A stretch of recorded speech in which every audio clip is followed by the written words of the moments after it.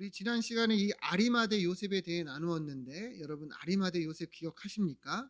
예수님이 죽으신 후에 이 요셉이 당돌이 나와서 빌라도에게 주님의 시신을 요청을 했죠.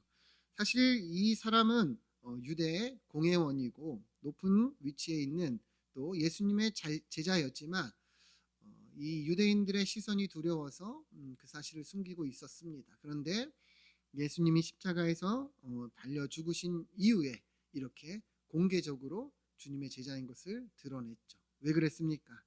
이 십자가가 바로 나를 위한 십자가임을 깨달았기 때문입니다. 여러분 우리도 똑같은 거예요. 예수님이 나를 위해서 죽으신 것을 우리가 깨달으면 우리가 철저히 죽을 수가 있게 됩니다. 그것이 나를 위한 십자가인 것을 우리가 믿어지고 우리가 바라볼 때 우리도 그 길을 따라갈 수가 있다는 것이죠. 그래서 이 요셉이 시신을 요청하니까 빌라도가 예수님의 죽으심을 확인한 후에 내어줍니다. 그래서 이 요셉과 또 니고데모가 함께 주님을 귀히 장사했고 그리고 돌 무덤에 묻었다 이렇게 보았는데요. 자, 오늘은 이제 예수님이 장사된 이후에 일어나는 내용입니다. 함께 본문을 보면서 은혜를 나누면 좋겠는데요. 자, 1절부터 보면 안식일이 지나면서 이 막달라 마리아 또 야고보의 어머니 마리아 그리고 살로메가 가서 예수께 바르기 위하여 향품을 사다 두었다가 안식 후 첫날 일찍이 이 무덤가로 향합니다. 그러니까 예수님의 죽으심에 함께 있었던 이 여인들이 이제는 주님이 죽고 난 뒤에 안식일이 지나고 이렇게 주님의 시신에 향품을 바르기 위해 나아갔다 볼 수가 있는데요. 안식일에는 아무것도 할 수 없으니까 이제 이 안식일이 끝나기만을 해가 뜨기만을 바라고 있었던 거예요. 우리가 전에 봤지만 원래는 요셉과 니고데모가 예수님께 많은 향품으로 주님을 장사를 했다 했습니다. 그죠? 그런데도 이 여인들은 어떻습니까? 또 주님의 시신에 이 향료를 바르기를 원했다는 거예요. 왜 그랬을까요? 이미 많은 향품으로 예수님을 장사 지냈지만 이 여인들은 또 그렇게 하려고 했어요. 그 이유는 간단하죠. 이들은 여전히 주님을 그리워하는 거예요. 예수님의 죽으심이 너무도 슬프고 그리고 이 예수님의 이 장사된 것이 너무도 아프고 그리고 주님을 사랑하는 마음이 너무 극진했기에 또 이들은 해가 뜨기만을 바라면서 무덤가로 향하고 있었던 것이죠. 여러분 우리도 살다 보면 어떻습니까? 먼저 사랑하는 사람이 세상을 떠나거나 아니면 지인들이 먼저 그렇게 이별할 때가 있죠.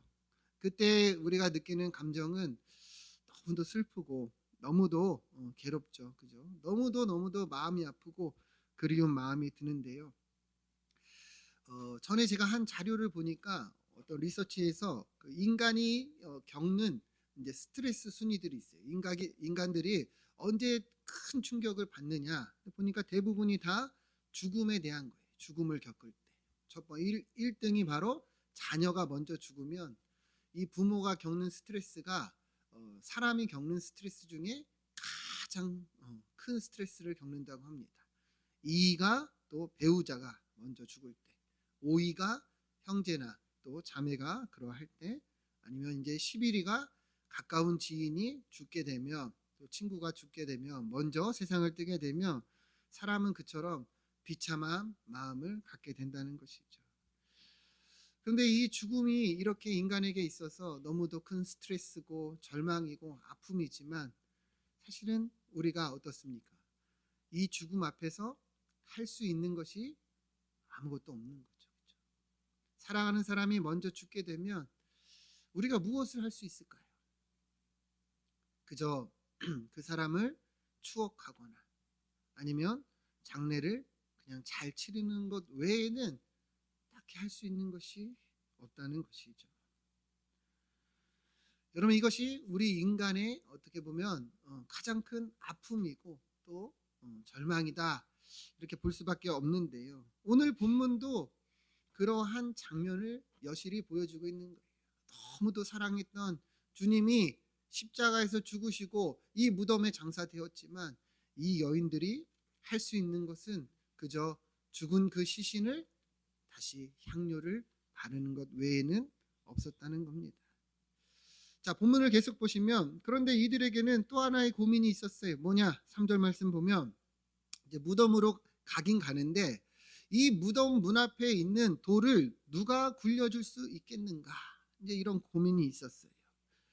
여인들이 예수님의 시신에 이 향료를 바르려고 가는데 이 유대의 이 장례 이 문화는 우리는 이제 땅에 묻지만 이 사람들은 이제 그 동굴 속에 묻고 이제 돌로 문을 막았습니다. 학자들에 따르면 이 크기가 대략 한 돌문이 2m 정도가 되고 무게는 1톤이 넘었다고 하는데요. 그러니까 여인들이 이 문을 열어야 치워야 주님께 들어갈 수가 있는데 걱정이 됐던 거예요. 그래서 정작 향료를 바르고자 가기는 가는데 이러한 걱정이 있었다는 거예요. 누가 이 돌문을 굴려줄 수 있을까? 여인들의 힘으로는 도무지 열 수 없는 그런 문이었던 거죠. 근데 본문이 계속 의미하는 것은 뭐냐면 이 죽음 앞에 놓여 있는 이 인간의 현실을 상징하는 거예요. 앞서 얘기했죠. 인간에게 있어서 이 죽음은 절대적이에요. 이 절대적인 비참함이고 그리고 절망입니다. 그런데 이 문을 열어줄 수 있는 능력이 우리에게는 없다는 것이죠. 어느 누구도요 이 죽음 앞에 이 문을 열 수가 없다. 그 비참함이 모두에게 놓여 있고 우리가 직면하고 있다는 것을 말씀하는 것이죠. 이해가 되십니까? 근데 본문은 이제 어떻게 흘러가느냐? 이 문이 닫혀 있었고 이 걱정 속에 여인들이 가는데 4절 말씀 보면 여인들이 이제 무덤가에 도착을 했어요. 그런데 보니까 눈을 들어 본즉 어떻습니까? 벌써 돌이 굴려져 있었다. 얘기합니다. 보니까 이 돌이 엄청 커요. 근데 이 돌문이 어때요? 열려져 있었다는 거예요. 도무지 자기들의 힘으로는 열 수 없었던 이 문이 열려 있었다. 이 돌문이 열어져 있었다는 거예요. 여러분 이 의미가 무엇일까? 이 문을 누가 열었을까? 우리가 이제 오늘 이것을 나누고자 하는 것이죠. 말씀을 계속 보시죠. 문이 열려 있어서 이제 이 여인들은 무덤으로 들어갑니다. 근데 5절 보면 들어가 보니까 어떻습니까? 흰 옷을 입은 한 청년이 이 우편에 앉은 것을 이 여인들이 본 거예요. 여러분 무덤이 열려 있다고 해도 그 무덤 안에 들어가려고 그러면 여러분 어떤 마음이 들까요? 무서울까요? 안 무서울까요? 왜 무섭잖아요, 그죠? 네. 근데 생각을 해보세요. 누가 문을 열어놨네 하고 조심히 들어갔는데 어떤 흰 옷 입은 청년이 거기 서 있으면 여러분 놀라겠어요? 안 놀라겠어요? 네. 아마 다들 뒤로 나가서 도망가지 않았을까, 그죠? 깜짝 놀랐겠죠. 근데 이 청년이 여인들에게 뭐라 그러냐? 놀라지 말라는 거예요. 놀라지 말라. 놀랐으니까 놀라지 말라 했겠죠. 그러면서 뭘 얘기를 하냐면 너희가 십자가에 못 박히신 나사렛 예수를 찾는구나. 이 여인들이 온 이유를 다 알고 있어요. 너 지금 예수님 만나러 왔구나. 근데 여기서 중요한 말이 뭐예요? 그가 살아나셨고 여기 계시지 아니하노라 이렇게 말씀하고 있다. 예수님이 어떤가요? 살아나셨다는 거예요. 이 장면은요 마태복음에 더 잘 나타나 있습니다. 마태복음 28장 보면 안식일이 지나고 안식 후 첫날이 되려는 새벽에 막달라 마리아와 다른 마리아가 무덤을 보려고 갔습니다. 그런데 큰 지진이 나면서 주의 천사가 하늘로부터 내려와 돌을 굴려내고 그 위에 앉았다 이렇게 얘기를 합니다. 그런데 그 형상이 번개 같고 그 옷은 눈같이 희거늘 이렇게 얘기를 합니다. 그러니까 앞서 마가복음에서 무덤에서 본 이 흰 옷을 입은 청년은 누굴 얘기하는 거예요?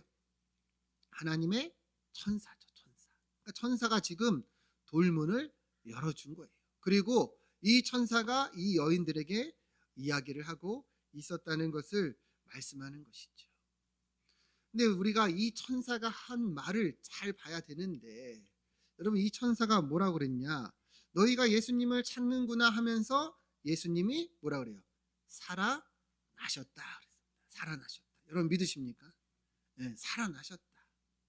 이게 원어로 보면 근데 이 그 형태가 수동태로 되어 있어요. 수동태. 여러분 수동태가 뭔지 알죠? 네. 수동태는요. 내가 그렇게 한 게 아니라 그렇게 되어짐을 받았다는 거예요. 예수님이 살아나신 것이 누가 살리셨다는 것을 의미하는 거예요. 하나님이 예수님을 다시 살리셨다는 거예요. 하나님의 능력으로 예수님이 살아나셨다고 천사가 이야기를 하고 있다는 거죠. 여러분 예수님은 하나님의 능력으로 다시 살아나신 것을 여러분 믿으시길 축원드립니다. 그럼 이 뜻이 뭐냐? 다시 살아나셨다. 하나님이 살리셨다. 우리 부활절 때 여러 번 봤던 내용이죠. 고린도전서 15장 15절부터 보면 또 우리가 하나님의 거짓 증인으로 발견되리니 우리가 잘 보세요. 하나님이 그리스도를 다시 살리셨다고 증언하였습니다. 보이시죠? 누가 그리스도를 살리셨어요? 하나님이 그리스도를 다시 살리셨다는 거죠. 근데 이 의미를 얘기를 하는 거예요. 왜 예수님을 다시 살리셨는가? 만일 죽은 자가 다시 살아나는 일이 없으면 하나님이 그리스도를 다시 살리지 아니하셨으리라. 그러니까 하나님이 그리스도를 다시 살리신 일은 뭐예요? 16절 같이 한번 읽어볼까요? 시작. 만일 죽은 자가 다시 살아나는 일이 없으면 그리스도도 다시 살아나신 일이 없었을 터이요. 아멘. 그러니까 하나님이 예수님을 다시 살리신 이유는 이제 죽은 자가 살아나는 일이 있다는 거예요, 없다는 거예요? 있다는 거잖아요. 그죠? 있다는 거예요. 그것을 보여주는 시작, 상징이 바로 예수님이 다시 살아나셨다는 거예요. 그래서 15장 22절부터 보면 뭐라고 표현하느냐? 그러나 이제 그리스도께서 죽은 자 가운데서 다시 살아나사, 그다음 뭐라 그래요? 잠자는 자들의 첫 열매가 되셨도다. 아멘. 첫 열매가 뭐예요? 두 번째, 세 번째 열매가 있다는 거예요, 없다는 거예요? 있다는 거잖아요. 아담 안에서는요 모든 사람이 죽었어요. 그러나 그리스도 안에서는 모든 사람이 이제 삶을 얻으리라 분명히 말씀하고 있다는 것입니다. 하나님은 왜 예수님을 다시 살리셨는가? 이제 주님 안에 있는 자들도 예수님처럼 다시 살게 될 거라는 것을 보여주는 첫 열매라는 거예요. 예수님이 왜 부활하셨느냐? 바로 이 죽음의 이 돌문을 열어주시기 때문이라는 거죠. 그래서 베드로는요 이 주님의 부활을 뭐라고 표현하느냐? 베드로전서 1장 3절 보면 우리 주 예수 그리스도의 아버지 하나님을 찬송하리로다. 그의 많으신 긍휼대로, 잘 보세요, 예수 그리스도를 죽은 자 가운데서 부활하게 하심으로 말미암아 우리를 거듭나게 하사 산 소망이 있게 하시며. 예수님의 부활이 우리에게 무슨 소망이래요? 산 소망. 산 소망이 뭐예요? 소망이 죽었다는 거예요? 살아있다는 거예요? 살아있다는 거예요. 다시 말하면 이 예수 그리스도의 부활이 우리에게 지금도 살아 역사하는 소망이라는 거예요. 여러분 앞서 우리가 인간에게 있어 이 죽음이 얼마나 절망인가 보았죠. 여러분 이 죽음이란 돌문을 우리 힘으로 열 수가 있어요, 없어요? 없어요. 그런데 그 문을 누가 열어주셨습니까? 하나님께서 열어주셨다는 거예요. 예수 그리스도의 이 부활을 통해서 이 문을 열어주신 것을 분명히 보여주셨어요. 예수 그리스도의 부활을 통해서 이 첫 열매가 앞으로 우리도 그렇게 살아날 열매라는 것을 분명히 보여주셨다는 거죠. 여러분 죽음이 두려우십니까? 너무도 비참하고 슬프십니까? 맞아요. 인간적으로는 그래요. 그러나 우리 주님 뭐라고 얘기합니까? 이 부활의 소망을 주기 위해서 예수님이 다시 살아나셨다는 거예요. 그러니까 우리는 이 죽음 너머에 있는 소망을 얻게 되었고 이 소망을 바라보며 살아갈 수 있다는 것을 성경은 분명히 말하고 있다는 거죠. 심지어 요한계시록 보면 이렇게 얘기합니다. 또 내가 들으니 하늘에서 음성이 나서 이르되 기록하라. 지금 이후로 주 안에서 죽는 자들은 복이 있도다. 아멘. 주 안에서 죽는 자들은 뭐래요? 복이 있다는 거예요. 심지어 이제는요 이 죽음을 넘어서서 이 그리스도 안에서 죽는 자들은요, 복이 있다는 거예요. 이전에는 이 죽음이 절망이었어요. 이 죽음이 우리에게는 비극이었어요. 이 두려움이고 아무도 그 문을 열 수가 없었어요. 그러나 하나님께서 이 문을 열어주시고 예수 그리스도 안에 있는 자들은 오히려 이 죽음이 복되다고까지 말하고 있다는 거죠. 그래서 바울도 뭐라 그랬어요? 나도 빨리 죽게 돌아가고 싶다 그랬어요. 여러분, 이 소망이 우리에게 있음을 축원드립니다. 우리도 이 땅 가운데 이제 우리 사명이 다하고 우리 삶이 다하면 언젠가 이 수고를 그치고 이 죽음에 이르게 될 거예요. 여러분, 그러나 이 죽음의 의미를 우리는 바로 알아야 합니다. 성도에게 있어 죽음은 절망이 아니고 소망입니다. 살아있는 산 소망이라는 것을 성경은 분명히 말하고 있다는 거죠. 그래서 오늘 본문에서 예수님이 다시 살아나신 것이 우리에게 그 확증이고 증거고 또 그러한 것을 지금 우리에게 전하고 있음을 우리가 분명히 알아야 되는 것이죠. 여러분들 이 소망을 가지고 살아가길 축원드립니다. 우리 옆에 분들 바라보면서 인사하겠습니다. 예수님이 부활하셨습니다. 인사하겠습니다. 자, 7절부터 보면 그래서 이제 천사가 얘기했죠. 예수님이 부활하셨다. 자, 그러면서 이 여인들에게 뭘 얘기를 하냐면 이 소식을요 가서 그의 제자들과 또 베드로에게 말하라는 거예요. 예수님이 다시 살아나셔서 너희보다 먼저 갈릴리에 가 계실 거야. 전에 예수님이 말씀하셨지. 그러니까 거기 가서 예수님을 만나면 돼. 이렇게 이야기를 했다는 것이죠. 여러분, 왜 천사가 이 소식을 전하라고 했을까요? 뭐 당연히 예수님이 부활하셨으니까 전하라고 했겠지만 여러분 이 상황을 잘 보세요. 제자들은 지금 어떠했습니까? 예수님이 체포되시고 십자가에 끌려가시고 죽으실 때 제자들은 다 도망갔죠. 그렇죠? 네. 그래서 좌절과 슬픔 가운데 있었어요. 특히나 베드로는 몇 번 예수님 부인했죠? 3번 부인했어요. 도무지 나는 알지 못한다. 3번이나 부인하고 그때 닭이 울었습니다. 그때 예수님과 눈이 마주쳤죠. 그죠? 예수님이 죽으시는 그 처참한 현장에서 베드로는 부인하고 그 주님의 죽으심을 뒤로 하고 도망갔단 말이죠. 그러니까 꼭 집어서 얘기하는 거예요. 제자들하고 그리고 특히 있지 그 베드로, 예수님 부인했던 그 베드로한테 가서 이야기해. 주님이 다시 사셨어. 그리고 갈릴리에 가서 기다리실 거야. 왜 이렇게 얘기를 할까요? 이유는 간단합니다. 주님의 복음은요, 주님의 다시 살아나는 소식은요, 이들에게 이 소망을 다시 주기를 원하시는 거예요. 특별히 부인하고 도망했던 베드로가 다시 이 회복되기를 원하시는 거예요. 여러분 갈릴리가 어떤 곳입니까? 갈릴리. 예수님이 제자들을 부르셨던 자리죠. 그죠? 너희가 사람이 낚는 어부가 되리라. 이 처음 그 장소에서 주님은 이 제자들을 다시 만나서 이들을 회복시키기를 원하셨던 거예요. 하나님께서 주신 그 사명 그리고 부르신 자리로 나아갈 수 있도록 주님은 그곳에서 기다리겠다. 이 여자들에게 전하라고 한 거죠. 여기까지만 보면 너무 좋은데 근데 8절을 보면 뭐라 그래요? 이 여자들이 몹시 놀라 떨며 나와 무덤에서 도망하고 무서워하여 아무에게도 아무 말도 하지 못하더라. 이렇게 귀한 소식을 전하라고 했는데 여인들은 어떤 거예요? 무서워서 전하지를 못했다는 거예요. 분명하게 천사가 전하라고 했지만 전하지를 못했어요. 근데 우리가 보면은 왜 전하지 못했을까 이렇게 생각이 들 수 있지만 여러분 상황을 한번 생각해 보세요. 이 여인들은요 그저 향료를 바르러 온 거예요. 그죠? 예수님이 부활하실 거라는 것을 상상이나 했겠습니까? 그저 그냥 걱정은 누가 문을 열어줄까예요. 근데 문이 열려 있고 들어갔는데 이 천사가 나타난 거예요. 이 천사 형상이 앞서도 번개 같다 그랬잖아요. 네, 흰 옷을 입었잖아요. 두려운 마음이 들 수밖에 없죠. 이게 지금 꿈인지 생신지. 그리고 여러분 예수님이 부활하셨다는 소식을 전하라고 하는데 이게 도무지 믿어지겠습니까?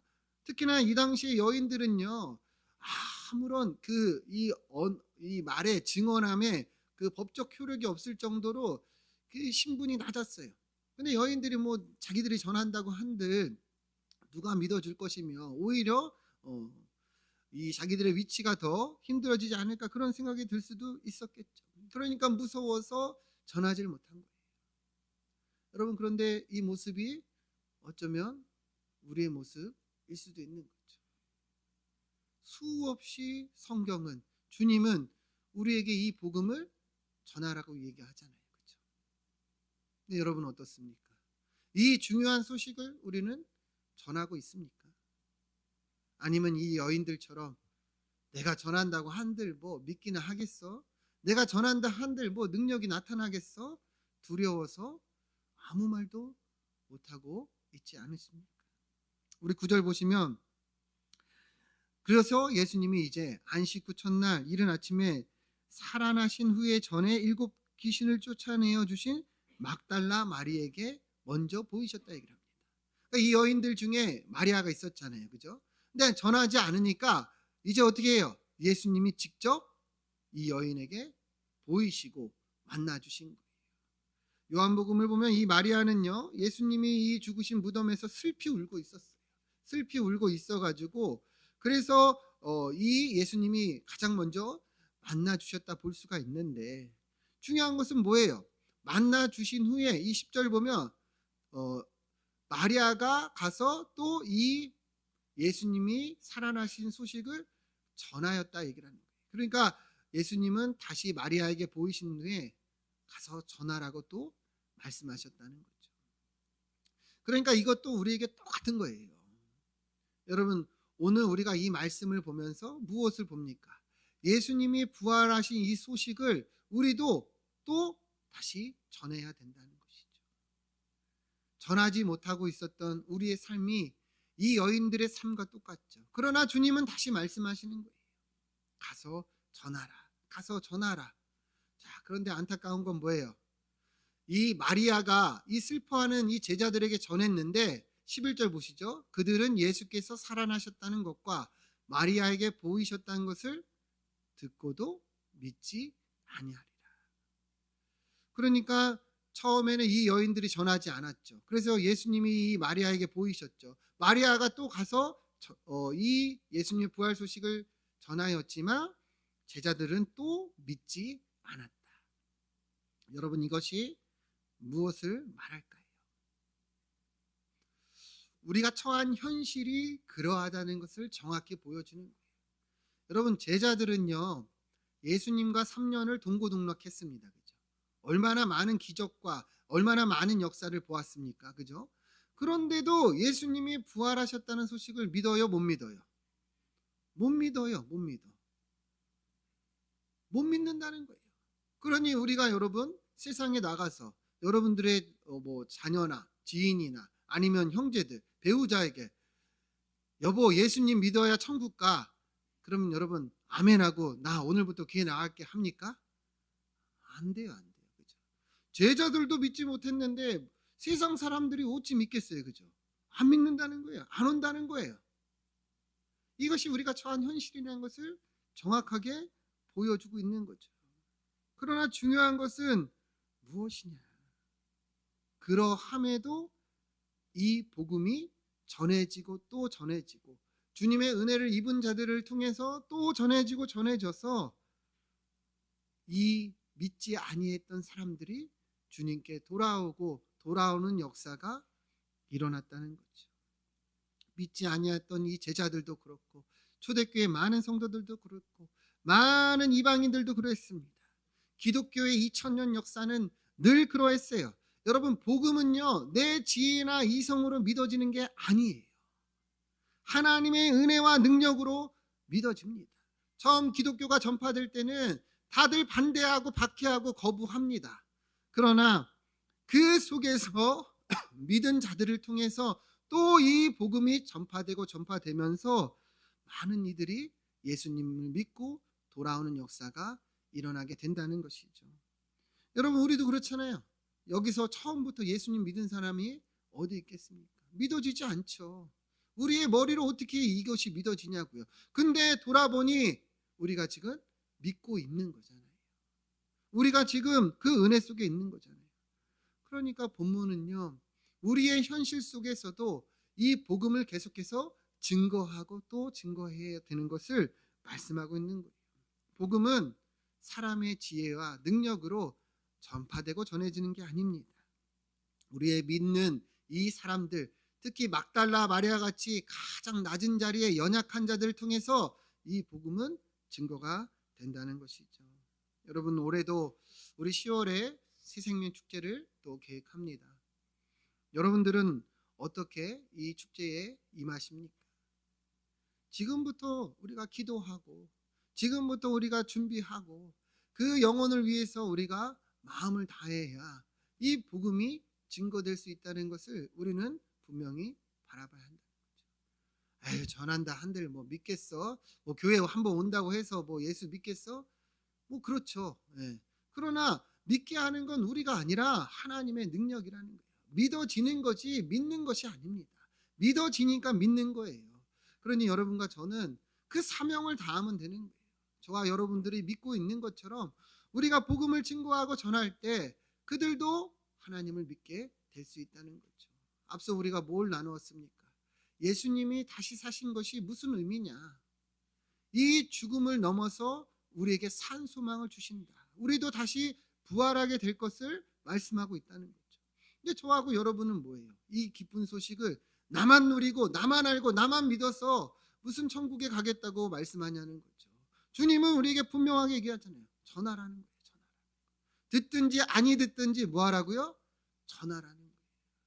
여러분, 잘 먹고 잘 살려고 예수 믿는 거 아니에요. 내 자식이 좋은 대학 가고 좋은 직장 갖고 좋은 가정 이루려고 예수 믿는 거 아니에요. 우리가 예수 믿는 이유는 뭐예요? 이 복음을 증거하기 위해서 믿는 것입니다. 여러분, 이 첫 번째 사명을 붙잡고 여러분 나아갈 수 있기를 축원드립니다. 예수님이 우리를 위해서 이 놀라운 축복을 주셨고 우리가 이 살아있는 소망을 가지고 또 증거하며 전하며 많은 사람들이 이 소망을 우리를 통해 얻기를 주의 이름으로 축복합니다. 기도하겠습니다.